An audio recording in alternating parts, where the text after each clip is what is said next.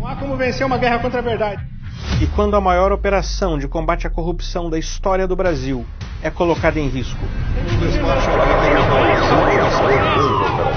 Quando a estratégia comunista da desinformação coloca o próprio jornalismo em risco?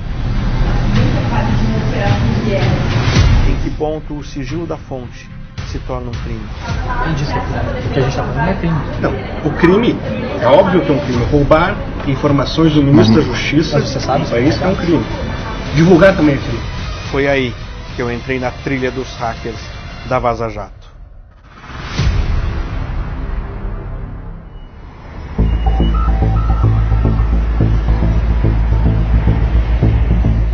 Sem sombra de dúvidas, a corrupção é a maior violação dos direitos humanos da história do Brasil.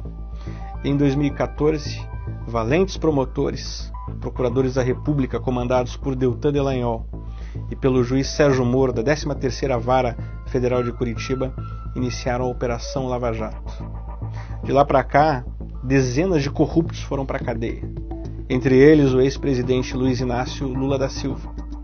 Mais de 13 bilhões de reais foram recuperados de dinheiro público que havia sido roubado de nós, do povo brasileiro. E de forma irresponsável, um site conhecido como Intercept Brasil, capitaneado por Glenn Greenwald, um americano casado com o deputado federal do PSOL, David Miranda, e também tendo como editor executivo Leandro Demore, um jornalista aqui do Brasil, eles colocaram em risco a maior operação de combate à corrupção da história do Brasil. Eles tentaram criar uma narrativa, tentando dizer que todo este trabalho de combate à corrupção, que todo esse dinheiro recuperado não serviam para nada, e tentaram desmoralizar a Lava Jato. O site Intercept Brasil não é um veículo de comunicação brasileiro. É um braço de uma ONG antissemita do iraniano Pierre Hamidar, dono do eBay, que financia veículos de comunicação de esquerda em todo o mundo. Se você tem indícios jornalísticos muito fortes de que pessoas estão presas injustamente e que ilegalidades estão sendo cometidas nesse momento, você não senta por um ano em cima do material enquanto alguém está comendo quentinha na cadeia. Toda essa trama começa pela líder do PCdoB, Manuela Dávila, que foi candidata a vice-presidente da República na chapa de Fernando Haddad, porque Lula não pôde ser candidato porque está preso. Manuela Dávila confessou em uma entrevista à Rádio Guaíba, no Rio Grande do Sul, que recebeu um telefonema do hacker Walter Delgatti Neto no dia 12 de maio, bem no almoço do Dia das Mães. Bom, em maio, dia 12 de maio, no Dia das Mães, por isso que eu sei exatamente o dia, tá ligado? Que era o Dia das Mães, eu, mais ou menos no horário do almoço, recebi uma notificação do Telegram que meu celular havia sido invadido. E depois uma pessoa fez contato comigo, uma pessoa que eu conhecia, né? Pediu para falar comigo. Eu falei com a pessoa que eu conhecia, depois a pessoa que eu conhecia não era a pessoa que eu conhecia, e essa pessoa disse que tinha informações relevantes de crimes cometidos por autoridades do Estado brasileiro. O hacker usou um perfil de uma pessoa das suas relações. Exatamente. 3 dias depois que Manuela Dávila e Greenwald tiveram acesso às informações roubadas de Sérgio Moro e Deltan Dallagnol, no dia 15 de maio, Greenwald leva tudo quente para Lula em uma entrevista na Polícia Federal em Curitiba. O PT, inclusive, está reivindicando junto à presidência da Câmara, para reivindicar junto à Caixa Econômica Federal, para que a gente possa saber quem é que fez acordo com a Lava Jato. Tá bom. Ora, na verdade, quando alguém faz um acordo desse e quer pegar 2 bilhões e meio de reais, ou 13 bilhões de reais, ou 6 bilhões de reais, essa pessoa está construindo uma máquina política, está formando uma quadrilha. Tá bom, quero te prometer que estamos já trabalhando com essas questões, investigando... Glenn, só para não parar pela metade, só dizer o seguinte, olha... Tá. Ficou claro para mim que o jornalismo estava sendo utilizado para cometer crimes. E foi num simples café, no Anhembi, em São Paulo, que por acaso encontrei os meninos do Intercept. E sem eles perceberem que estavam sendo gravados. eu descobri que eles adulteraram as informações dos promotores da Lava Jato e de Sérgio Moro.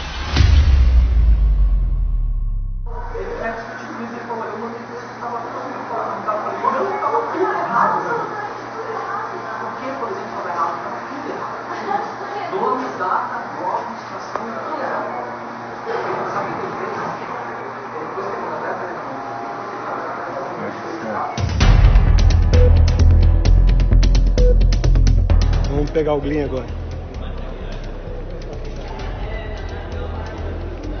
Com licença, Glenn. Sou o Oswaldo do Agora Paraná. Fiz uma matéria, o Leandro Demolho afirmou que o senhor adulterou alguns materiais sobre a Lava Jato. Sim, ele não afirmou nada assim. Essa gravação foi 30 segundos, ele estou discutindo a rascunha, fazendo checagem. Ele não disse nada assim como você disse. Ele falou assim, o Glenn errou tudo. Errou nomes, data, citação. Ele não usa meu nome, ele estava falando sobre a rascunha. E o processo editorial é sempre assim, o primeiro rascunho é sempre checado, e eu estou checando, falando, precisamos corrigir isso. É exatamente o que os jornalistas responsáveis fazem. O que o senhor errou quando ele fala? Oi? O que o senhor errou que o Leandro fala, Leandro Demolho? Eu já disse que ele falou. Ele falou exatamente o que editores sempre falam quando eu estou editando o material. Mas o senhor errou o nome de quem? Não, estou fazendo meu trabalho, sou jornalista. Sou jornalista. Tá bom, não estou ficando na frente. O senhor errou o nome de quem? O senhor é jornalista, é meu colega. O senhor errou o nome de quem? Elevador. Glenn, à esquerda o senhor responde, a verdade o senhor não responde.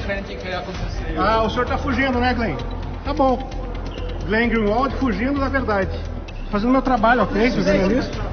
Fugindo, né? Tirar uma foto com você, Glenn, por favor, pô. É isso aí, gente. Glenn Greenwald fugindo da pergunta da verdade. Quando ele adulterou o material do Demolho, adulterou assim, rapaz. Você sabe disso.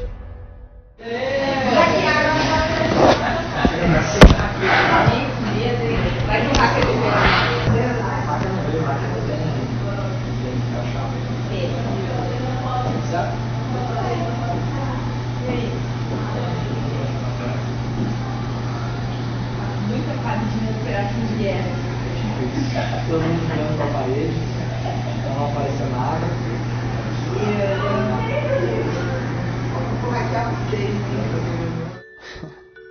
Eu estava certo. Naquele momento, somente eu e eles sabíamos da existência de um hacker. Os meninos da Vaza Jato estavam cientes que algo poderia dar errado.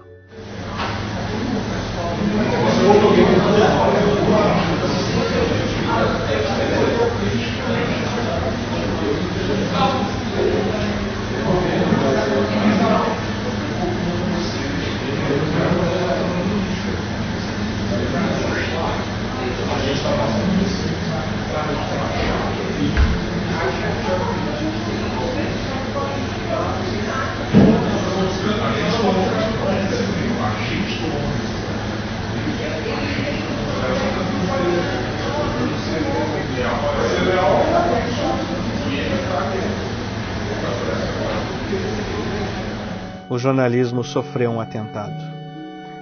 Os órgãos de proteção à imprensa revelaram o óbvio, que são tentáculos da esquerda no Brasil. Tudo veio à luz. Eles se utilizaram do jornalismo para mentir para a sociedade.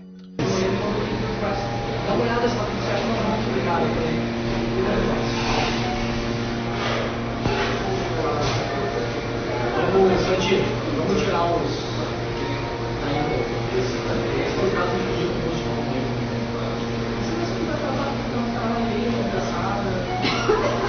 Tem um monte de situação, mas eu tenho alguma coisa, vai demorar tudo. Não pode ter problema, você checa todas as empresas que eu depois de marcar. Claro, o texto, pega e bota os dados no texto e checa, se está tudo certo, se tudo certo, e com situações certas. Se demorar, você não pode.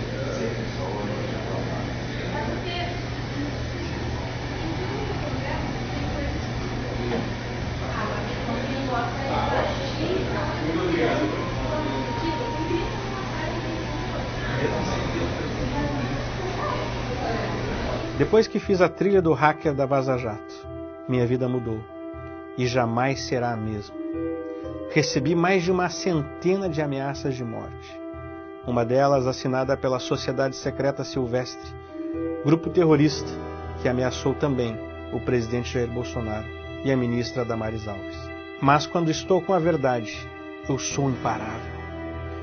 Um dia depois que publiquei uma reportagem falando sobre a trilha dos hackers da Vaza Jato, onde eu fui e mergulhei na Deep Web para fazer o mesmo caminho dos hackers, eu passei pelas mesmas portas que eles passaram para entregar o material para Glenn Greenwald e Leandro Demore.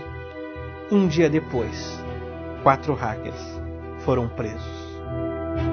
As principais autoridades do país, incluindo o presidente Jair Bolsonaro, os presidentes da Câmara, do Senado e do Supremo Tribunal Federal, tiveram os telefones invadidos pelos suspeitos, presos ontem pela Polícia Federal.